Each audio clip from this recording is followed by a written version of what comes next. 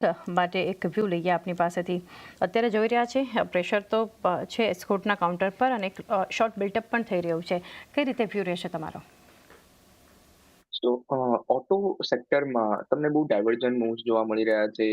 Escorts, Ashok Leyland, Bajaj Auto, આ બધા counter તમને એક નેગેટિવ મોમેન્ટમ સાથે ટ્રેડ કરતા જોવા મળી રહ્યા છે. Viz stocks like Maruti, M&M, Eicher motor, આ બધા કાઉન્ટર તમને એક પોઝિટિવ મોમેન્ટમ સાથે ટ્રેડ કરતા જોવા મળી રહ્યા છે.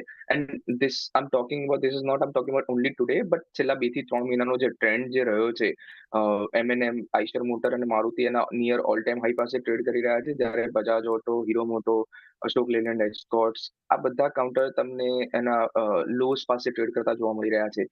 તો અગર તમારે ઓટો સેક્ટરમાંથી બાઇંગ ઇન્ટરેસ્ટ તમારે બાય કરવું જ હોય, તો તમે જે સ્ટ્રેન્થ જે ધરાવે છે લાઇક્સ ઓફ મારુતિ, એમએનએમ અને આઈશર મોટર, આ ત્રણેય કાઉન્ટરને ધ્યાનમાં રાખી શકો છો. એમએનએમ અને આઈશર મોટરમાં પોસ્ટ રિઝલ્ટ એક થોડું પ્રોફિટ બુકિંગ આવતું જોવા મળી રહ્યું છે, તો એ બધા કાઉન્ટરને તમે બાઇંગ ઇન્ટરેસ્ટ માટે કરંટ લેવલ પર ધ્યાનમાં રાખી શકો છો.